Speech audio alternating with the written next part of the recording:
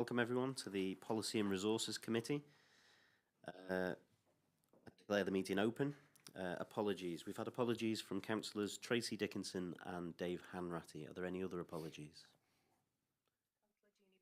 Jeannie Bell, yeah. Okay, thank you. Declarations of interest. Are there any declarations of interest? No? Okay, thank you. All right, minutes of the previous meeting.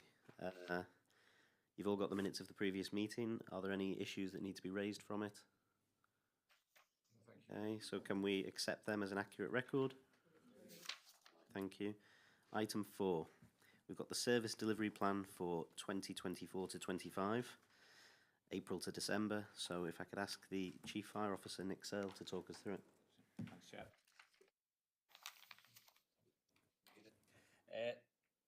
The purpose of the report is to request that members scrutinise the performance of MFRS as set out in the Service Delivery Plan 24-25, and this is for the period of October to December 2024, so quarter 3. And the recommendation is that members approve the Service Delivery Plan report for publication on the website. The October to December Plan Performance Report for 24-25 is the document that reports and updates on the functional plan action points and key benchmark performance indicators against the targets that were approved by the members in March 2024. Let's take to paragraph 8. The KPI TC05 special service calls attended no longer has a target and is for quality assurance purposes only. This was agreed that the service would not want to discourage many of the calls being received, so this is for special service calls. And then similarly, FC13, total false alarms attended, discounting false alarm good intent, and total number of false alarms good intent attended, including non-alarm receiving centre domestic incidents. Again, we don't want to discourage personnel or members of the public making calls of that nature. All the performance for April to December 24 is covered in detail in the appendices to the report itself. And if we just go over to the actual service plan, I'll just highlight 2 quick points on there if I can. The first one would be on page 29, I think it is in my report. Sorry, 26 on mine, and that is the number of fatalities in accidental dwelling fires, which is red. And at present, the service, it says in the report, we have 7, we have potentially 8 fatalities we have had, which is an increase from the year before where we had our lowest ever, which was 1. There's a lot of work going on now within the prevention teams to identify if there are any recurring trends that we can do there around prevention work, but it's a key focus of work over the next 12 months. And then again, on page, the other AMBER report, which would be on page 30, which is on page 32, which is the percentage of available shifts lost to sickness absence for all personnel, and that's above target again, up at 4.36, with the target being 4%. And the report underneath TD09, there were 2 main reasons for this, and this was norovirus and heavy colds, which have lasted a considerable time, which we're still having an impact on the service at the moment. And as I say, it doesn't seem to have gone away. There does seem to be quite a lot of sickness at present, but again, something we've got a keen eye on. That concludes the update really on the report. Happy to take any questions, if there are any. Are there any questions from members on this? Okay. In that case, the recommendation is that we approve the attached service delivery plan reports for publication on the website. Is that agreed? All right, thank you, everyone. Okay, item 5 is the draft service delivery plan for 2025-26. Thanks very much, Chair. Service delivery plan for 25-26 attached in Appendix A, and station plans attached in Appendices B to X. And it's recommended that members consider and approve the attached service delivery plan and the station plans for 25-26 before publication of a designed version on the authority's website. As mentioned previously, we produce an annual service delivery plan to bring together in one document the annual actions arising from the CRMP and the functional plans, station plans and the associated performance indicators. And performance against the actions and targets within the service delivery plan are monitored by officers at the monthly performance management group, which Deb, who's on my side here, chairs.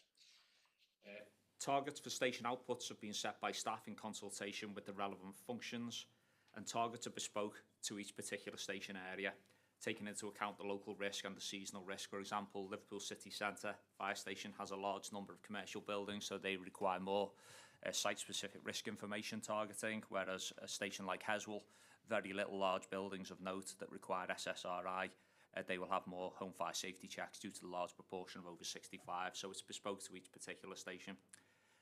Each function has produced a functional plan for 25-26, and these plans include actions to deliver the CRMP for 24-27.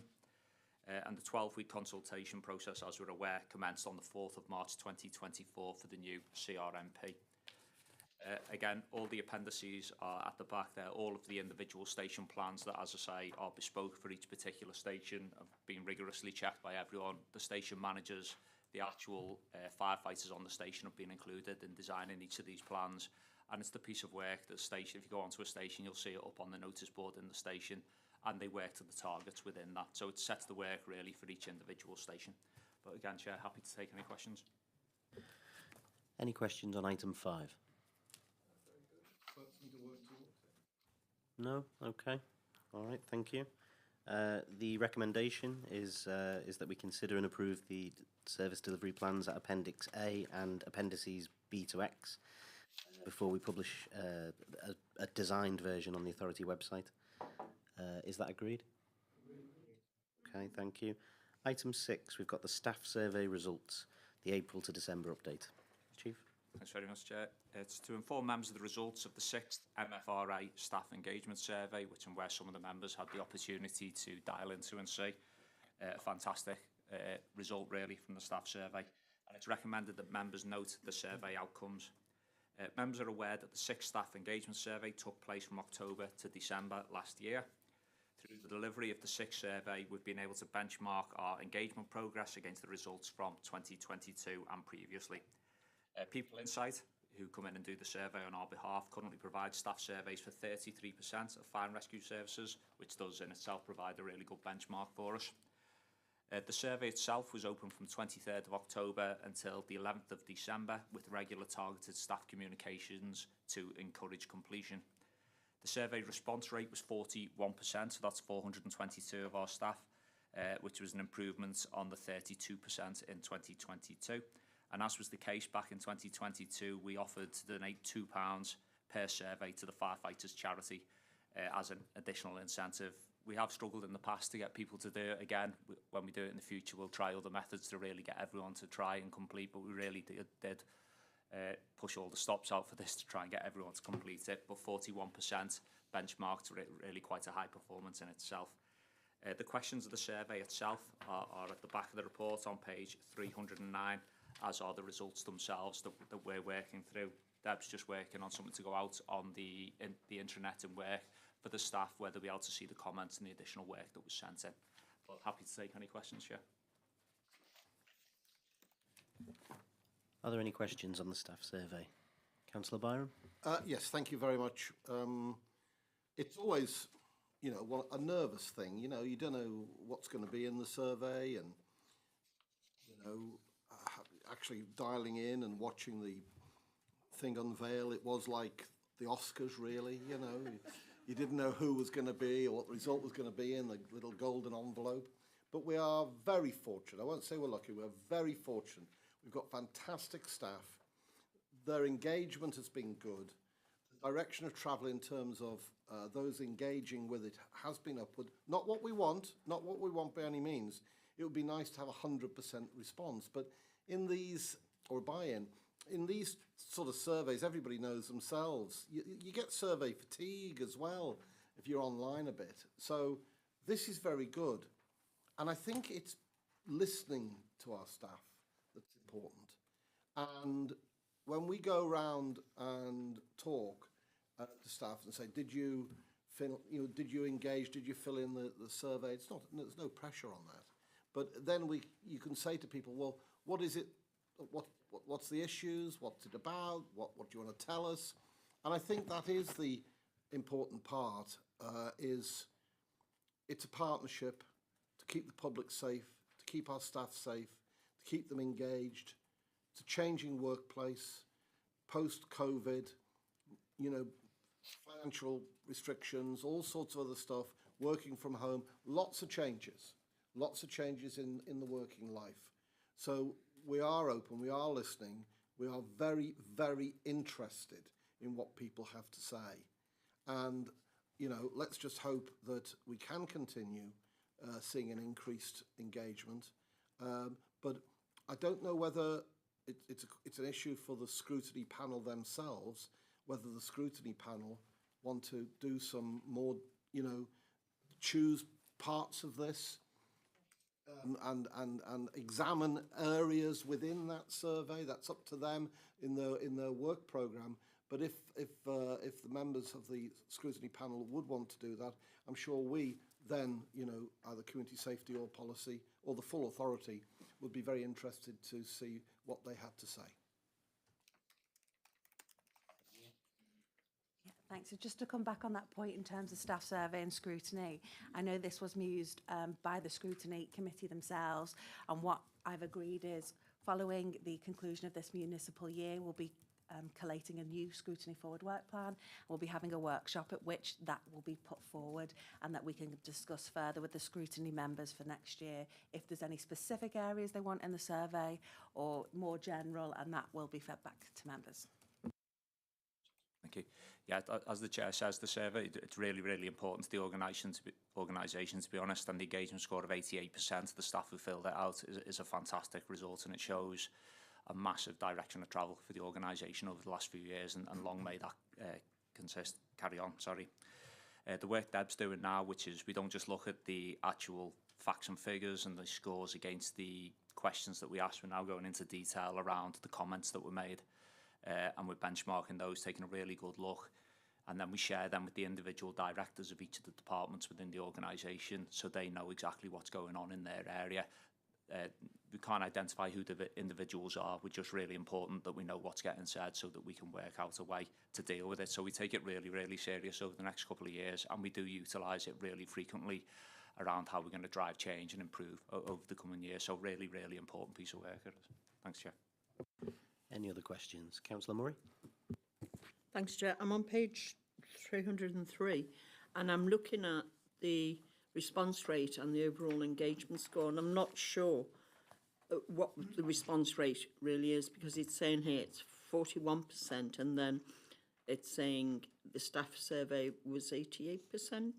There seems to be conflicting information, I'm not quite sure. Yeah, I think what it's saying, 41% of the staff actually took part in the survey, and then 88% of those, of the 41%, right. That's what the 80% is. Okay. The 88%. Can I come back then? Because I was literally at a governor's meeting in Alderhay 2 days ago, and they had their staff survey. So I'm comparing and contrasting. And their response rate was 62%. They were the best in the Northwest within the NHS and third in the country. But it just goes to show it can go up. I personally prefer surveys to be over 50%. Now, we know, because we do a lot of things that I know Alderhay don't do, engagement days, we talk to our staff, we know they're happy. And so I'm wondering whether that isn't a little bit of complacency, and whether we need to be stressing to staff the importance of that feedback in the survey, because it's so measurable. And, you know, we need to be able to demonstrate that we are, or they are doing a good job, and that they feel comfortable and safe in the work they're doing, all of those things, and especially with the focus on culture, I think the importance of the survey is amplified. Just some thoughts. I am going to tell them about the fact that you make donations to the charity for the completed ones, because they're not doing that, so, you know, some you win. Yeah, no, absolutely. Just to reiterate, it's absolutely not complacency on our part. We'll drive everything we can over the coming years, but the 41% of staff to actually complete the survey is high. It's the highest we've had, so it's definitely going in the right direction. And then for 88% of that 41% to be enjoying the place they work in, it is really quite high. It's only 12% who are, I suggest, not for whatever reason that may be. So we're taking the 88% score as really, really important for us, and really high, to be honest. But again, it's certainly not complacency, and we'll drive that forward over the next couple of years. Thank you. Go on, Barbara. By the way, Chief, I wasn't suggesting the senior team were being complacent. I felt the staff might be, because they're quite happy in what they're doing, and it's just another job, isn't it, filling in a survey? So I think the stress needs to be to staff that the survey's important. Please do it, if you don't mind, once a year. Councillor Wood. Just curious, once it's all published, then is there any additional level of feedback, or do you get anything? Because some people, given the quotes, some people might be able to identify themselves with it. That's what I said, and all the rest of it. I'm just wondering whether or not there's any post work on the publication, so that yeah. Absolutely, there is. Yeah, I'll just ask Deb because Deb's overseeing it, if that's okay. It's over 2,000 free text comments that came in as part of this survey. So me and one other colleague have looked at those comments to see whether anyone identifies themselves as somebody else or potentially identifies themselves as somebody else. So between the two of us, we've redacted everything where we think someone has done one of those two things. A couple of examples people have brought up have been sort of specifically related to cases that have maybe involved them, perhaps professional standards or something. They've been redacted in their entirety, but we've put comment in to say the people in charge of this section are aware of what you've said. So that's the type of approach that we've taken. So all those 2,100 and odd comments will go on the website and on the portal. So we've always published on the website, being very open about that. In relation to the answers to the questions and the statistics, if you like, there's a lot more reports that will be going on that will break down those questions and give you a lot more detail about the way staff feel and how different groups of staff might feel as well, again, without identifying anybody, but making sure that, you know, you have an impression of sort of any differences between different types of groups of staff, people who've been here less time or more time, older, younger, male, female, that type of thing. So there are, yeah, many, many reports that will be available. Can I come back in? Yeah, cool. No, thank you. It's good to know what the post work is and where that then sits. And just on a side, I mean, do you have any sight or awareness of what a staff survey might look for another area and how that compares? I don't know whether there's that level of compare and contrast that goes on as well in relation to other service areas. Yeah, so People Insight, who prepare the survey for us and carry it out, they actually carry out surveys for quite a large proportion of fire and rescue services and private companies as well. So what they've said is that our engagement score, which is very much the score that explains the extent to which people feel connected with the organisation and would recommend it to other people as a place to work, that is the highest in recent years for the fire sector in their experience. But they are, working with I think over a third of fire and rescue services, as well as other companies, blue chip companies, other local type organisations. So the response rate is fairly common. We were 32% last time, so there has been an improvement. But I agree with Councillor Murray, we could do better on that. But that complacency does seem to be common in the fire and rescue service. The engagement score is a little bit higher than we see elsewhere. Thank you. Thank you very much. Any other comments? And I think the inspectorate will do this, and we will have a conversation with the inspectorate as well, as to how they see it, the picture. Okay. All right. So the recommendation is that we note the survey outcomes. Is that agreed? Okay, thank you. And that takes us to the end. The next meeting will take place after the AGM, so we could very well have a different composition then. So, see you all at the next one or not, as the case may be. And Barbara, you'll be taking on other duties